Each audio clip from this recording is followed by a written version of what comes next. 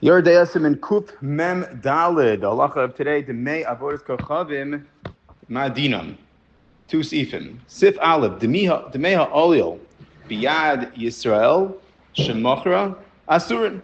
If a Yid has a Rahman al-San as an Elul in his possession, and he sells that Elul, he sells that idol, so the money that he gets in return for selling it, that money is Asr. The Shach points out, this is from the halacha, that says, Cherem Kamohu, which is a Gezerus HaKasuv, that says that the money that was created from selling the idols is considered Asr Bahana, just like the idol itself, it's Kamohu. Aval, says the Shulchan Aruch onwards, Aval imachra oved kochavim, afilu machra kedei la'avda, hadamim mutarim. If a guy has possession of an elul, of an idol, and he sells it, the money that he gets in return, that money is mutter to use. Meaning, the Gezeres HaKasav that says that money that is in return for the idol is aser, the lashon of the Shulchan Aruch of the Paiskim is cherem kamohu. That halacha applies only by idols that is in the possession of a yid. Idols that are in the possession of a guy, so that halacha doesn't apply. Even if the chiddush is, even if the guy sold that idol with the purpose for the person buying it to worship it. He knew that. He says, I have a wonderful idol in my possession. It's great for worshiping. And he goes to his friend Christopher and he says, would you like to buy my idol for me in order for you to worship it?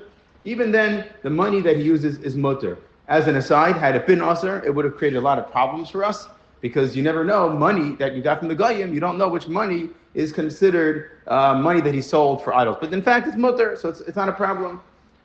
V'davka shahadavar yadua shemachra la'asois tzirachab bidameha aval imeni yadua yesh lachu shemachra liknos bidameha elilim acherim v'hu hamos v'hari hamos muksim lelilim v'asurim. Shulchan points out that this is mostly true, but there is a scenario that the money is aser, and that scenario is if the guy sold the idol, and in his mind he says, well, what are you going to do with your money? I just got $100, the guy says, what are you going to do with the money that you got from the idol? So if the guy says, I plan to buy a new car with the money, so then everything is mutter. But if he says, I'm trying to upgrade my idols, and until now I had a small idol, now I want to get one and get a bigger one, so then in a chanami the money becomes aser. But the Shulchan Aruch explains, this has nothing to do with the halacha we began with. The halacha we began with is a halacha that the money that comes in exchange for an idol is aser, and that is true only by a yid. That will never apply by a guy. When a guy sells an idol and he's thinking, I want to use the money in order to buy another idol, it's true the money becomes aser, but not because it's an exchange for the original idol. It has to do with the designation of the new money. So at Kama that he designates the money for the purpose of buying an idol, that's why it's aser. And in fact, that would be true by selling anything. If a guy owns anything, he owns a table, and he wants to sell a table to anybody, even to a yid, he sells a table. And he says, I'm going to use the money in order to buy myself an idol, so then also the money is aser. The point being is that the isser in this seif of the Shulchan Aruch is not related to the exchange of the idol, which is how he began the halacha. It's rather because of the designation of the money that he receives, and that has nothing to do with idols. But the Shulchan Aruch points it out. As an aside, the post can point out that we have a stira. In a case that you don't know what the guy plans on doing with the money, what is the halacha? Are you allowed to use the money or not? Meaning, if you know the guy plans on using the money for a davar shel heter, the hainu he wants to buy himself a dining room table, that would be mutter. If you know as a fact that the guy wants to buy himself an idol, then for sure the money that money is aser to use. I mean, obviously, if you plan to buy an idol, in most cases you won't get that money. But in the case that you know that he designated it and then you grab the money, then it's aser. But in a case that you don't know what he plans on doing with the money, that is unclear. They point out as a somewhat of a stira. In this halacha, it sounds like the mechaber is machmir, and in earlier seifim, it sounds like the mechaber is mekel. Perhaps the difference depends on what he's selling. If he's selling an idol, even though we said there's no isser on the money from the perspective of exchange of it, but mitzad that perhaps he's going to use that money to buy an idol, from that angle it's usher, and it makes sense. Meaning, if a guy is going to sell an idol, so what's he going to do with the money? There's a good chance he plans on buying a new idol. He's trying to upgrade his idols. That's a good chance. So there, at Kami, you don't know what he's doing with his money, therefore it's usher. But in other halach, in other scenarios, we're discussing where a guy might be selling anything. And in that case, in a chanami, the money is mutter because you don't know as a fact he's selling it for the purpose of buying an idol, and there's no reason to assume that he should be doing that. Yesh omrim, she'im yesh, sit face. Yesh omrim, she'im biyad Yisrael, yayin esef elim, Rachman lasan, a yid is holding in his possession avodah zara. He has yayin esef, mamish yayin esef, or he has some kind of idols. Umachram li'obed kochavim b'hakafa. He sells it b'hakafa. He sells it on credit. So he gives the idol to the guy. He says to the guy, and this is a precious idol. He tells the guy, $1,000 idol. You don't have to pay me today. You can pay me, in a month from now. It's fine. Some say in that scenario where he sells the idol b'akafa, umachram ha'oivik ha'chavim la'acher koidem shiyipra shipare lazeh ha'yisrael hadamim utarim b'diavad. Some say that in that case, if the guy buys it b'akafa, and prior to being able to sell to pay back the yid, he ends up selling it to somebody else. Dahainu, at the time that he gives the money to the yid, the idol is no longer in his possession. That's the ikr point here. Some say in that scenario the money is mutter, and the rationale being that that we don't view the money as an exchange for the idol, because even though he paid for an idol, true. But there's a special halacha of cherem kamo, which means the money is being used as a direct exchange for the idol. That we don't have over here because of the fact that at the time he gave the money, the idol was no longer there. That's a yesh omrim, and not everybody holds that way. The poskim get in over here, the shach and the taz get into very important discussion about is the isser in this siman, is that an isser, or the sif base that is that only for the person who sold it, or for everybody else? The mashmos truth is that for everybody it's aser, but they point out that from the other Rishonim there are cases that it's mutter for other people, but we're not going to delve into that right now. We're going to start the next siman. Siman kuf mem hey.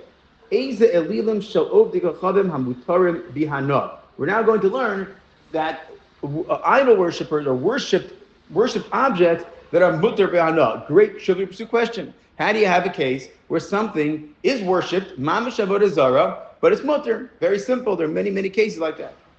It says the Shulchan Aruch, kol she'ein bo tfisis yad adam v'lo aso adam, basically a naturally made object, a mountain, other things. Afa pisha nevad hareza mutter bihana. So anything that is not man-made, anything that is completely naturally made, is mutter bihana, and that is the principle of this halacha. The Mechaber gives examples based on the Mishnayos. Lafika chamishtach velahar, somebody who bows down to a mountain. Lo neser, the mountain is not usher. So maybe you would have thought that there are certain mountains in the world that the Goyim, they worship this mountain. It's such an amazing mountain. They say it's who knows who's buried there. You never have to worry. You can go hiking anywhere in the world you want, and you don't have to worry. Maybe a guy bowed down to this mountain. Good to know. Afilu avnei har shenidaldalu v'yadayim heim v'makoman v'avdam sham einom nesarim. The Mechaber says even if you have a stone in the mountain that was nidaldel, it was a bit dislodged from the mountain, so it's not fully mechubar. And here's the point of here that the main point of this halacha, as the post can explain, is that it needs to be mechubar. Things that are mechubar are mutter b'ana, but now it's semi-mechubar. It's already dislodged. Still, it's mutter. The post can point out that particular discussion is not so simple, because this is actually a discussion in the Gemara itself about an Evan that was avnei harshi daldel, that was dislodged. And the Gemara discusses, is it us or is it mutter? And the Gemara brings down a machlokes on Merayim. And there's machlokes between Rabbi Yochanan and Chizkiah. And the Gemara is actually unsure who said what. And therefore, that's why many poskim are machmir. But some are mekel. Some are poskim are mekel. The fact is the Gemara was unsure, and we're mekel. Why are we mekel? Ashach has a very fascinating explanation. He says that the reason why we're mekel, at least the Rambam was mekel, he says because the Gemara was unsure who was answering and who mattered. Was it Chizkiah or was it Rabbi Yochanan? And he says the Bavli didn't know. But he says if you look in the Yerushalmi did know. And the Yerushalmi knew that Rabbi Yochanan was machmir. And he says it was obvious to us we're not supposed to paskin like Rabbi Yochanan. But the Bavli didn't know what Rabbi Yochanan said. But the Yerushalmi did know what Rabbi Yochanan said. And says the Shach, and who wrote the Yerushalmi? Rabbi Yochanan himself. So Rabbi Yochanan wrote the Yerushalmi, he must know what Rabbi Yochanan said. He says, so therefore we can learn from the Yerushalmi what is Rashid Rabbi Yochanan, and that the Bavli didn't know Rabbi Yochanan says, but Yerushalmi did, we can paskin to the Hakil. That's what the Shach says. A very interesting ha'ara, because it's always a question, a general question when we're learning, that was the Bavli aware of the Yerushalmi? The Bavli was put together 150 years after the Yerushalmi. Presumably the Bavli knew everything in the Yerushalmi, but it's interesting, the Shach assumes that it's possible for something to occur in the Bavli to not be aware of what's happening in the Yerushalmi. Good trivial pursuit question. Test your friends on that one or impress them if they don't already know it. Onwards in the Shulchan Aruch, further examples of things that cannot become aser are rivers and streams. Shel Rabin, the Mechaber says dafka of Rabin. Now that's a misleading qualification, because in fact, even rivers or streams that are owned by individuals is also mutter, and the post can explain for technical reasons the Mechaber threw in the words Rabin, but in fact, do not be confused. Any stream or river is mutter be'ana, even though you know that it was bowed down, even if they believe that the people that walked on that river, and therefore the river is usher because they want to worship the waters of that river, it will become mutter, and therefore, ben izmanim, you could definitely raft down the Jordan River, believe Pikpuk. Be'ilanis shalom iton l'shem elilin einam ne'esarim. So trees that were not planted for the purpose of worshiping. This is already referencing Asherah. The definition of Asherah tree is a tree that was planted for the purpose of worshiping. But now we're discussing a tree that was not planted for worshiping, any normal tree. You go outside, the trees everywhere. What happens? Somebody bows down to the tree. They get all excited. They bow down to the tree. The tree is not usher. The only way for a tree to become usher is if you planted it l'shem worshiping. And by the way, once the person planted it l'shem worshiping, the tree becomes aser, even if it wasn't worshipped. Here we're discussing that even though it was worshipped, it's mutter. When we come home, Abba Bishalo Nesar, Kufa Elon, Kimishachavelo, Kolasrigim, via Olim, via Paris, Sheyotzi, Kozman, Shu Never, Asur Miana. Very interesting halacha, and it states as follows, that if I have a tree, and a guy bows down to the tree, we said the tree's mutter. Not only is the tree mutter, everything on the tree is mutter. There are delicious fruits in the tree, apples on the tree, and there are beautiful flowers coming out, whatever it is. And all these things are mutter gomer. However, the new apples that will grow tomorrow, those apples are usher. We don't have time to explain why that is, but that's what the halacha says, because at the time that he worshipped it, they were not mechubar, but the new things can in fact become usher. Very interesting halacha. Sif Beis, V'davar she'ein bo tfisas yidei adam shenevad, avapi she'nevad atma mutter be'ana, sipuyav aser be'ana. The coatings around it become aser. Very interesting halacha. If you take a tree and you gold plate the tree, and now you worship the tree, you say, wow, this is an amazing tree. This guy is in whatever he is. So we said the tree is mutter, but now that sipui is aser, so if you were to scrape that gold off the tree and you sold it in the market, the gold is in fact aser be'ana. Misham shehar, have a ketsipuya of another similar example is called misham sheh. So if you have things that are on the mountain that are being mishamesh, the mountain mishamesh, the guy has this avodah zarah mountain, they build this thing, they say this thing is going to serve it, like they can have stairs climbing up the mountain, things like that are movable stairs, and trying to, or a ladder maybe, that's a good example. They put up a ladder by the mountain to help climb the mountain. Maybe that would be considered mishamsheh avodah zarah, and that in fact would become aser just like the tzipuim. So this is in thought, we have to think about it, very interesting. Although the tree is not aser and the object is not aser, the mountain is not aser, because it is mechubar, the things that are attached to it, whether they're mamish attached like tzipuyim, or they're being mishamish them, which is misham avodah zarah, those things are nichlal in the iser. Aval takroves har eino nesa. But takroves har, a person who worships to the mountain, so they say, wow, this mountain is so amazing, I'm going to worship my blank to it. And the guy brings his, I don't know what, and they bring it to the mountain, and they bring it as sacrifices or other types of takroves for the mountain. So that is mutter. It sounds very backwards at first glance, right? It sounds like we took the ikr and turned it into tafel. The mountain itself is mutter gomor. The takroivis is also mutter. The things that we're worshiping, that's mutter. But these subsidiary aspects, the tzipuyim, the coding, or the meshamshin is mutter, but that's what the halacha states, and we don't have enough time to explain the root behind that halacha. Let's go to Siv Gimel. Bayis shebeno mitchila shehabayis asmo nevad v'chein mishtachave lebayis banui hariza aser b'hana. A house can become aser b'hana two ways. The first way is it was built to worship. Now we have to be clear. A house built to be worshipped means the guy is worshiping the house. Mashenkein, if they build a building, a regular building, let's say any building, a church, whatever it is, usually, in most cases of Avodah Zarah, I'm not an expert in the ways of the world of Avodah Zarah, but my understanding is usually a bias itself is not never. Usually they build a bias as a place to worship so that they can do their things inside the house, but the house itself is not usually worshipped. And therefore usually the house, we'll learn more in a second about ways houses can become usher even when they're not being worshipped. But now we're discussing worshiping the house itself. They view the house as some kind of who knows what, of a god.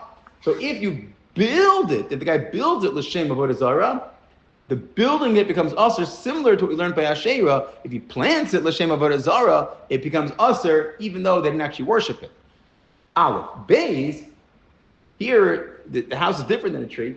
If the house is already built, and they go to the house and say, this is an amazing house, and everyone starts bowing down to the house and worshiping the house, so then the house becomes Asher B'Hana. A house, the main point is, the house is not considered a davar mechubar. It looks like it's attached to, but it's not naturally attached. It's man-made attached. So man-made attached, that's called talosh b'afakak mechubar. That is not considered mechubar, and that is mutter b'hana if it was worshipped. It was built, but they say, we want to start worshiping the house. We're not ready to worship it yet. It's not in a good state. We're going to fix it up.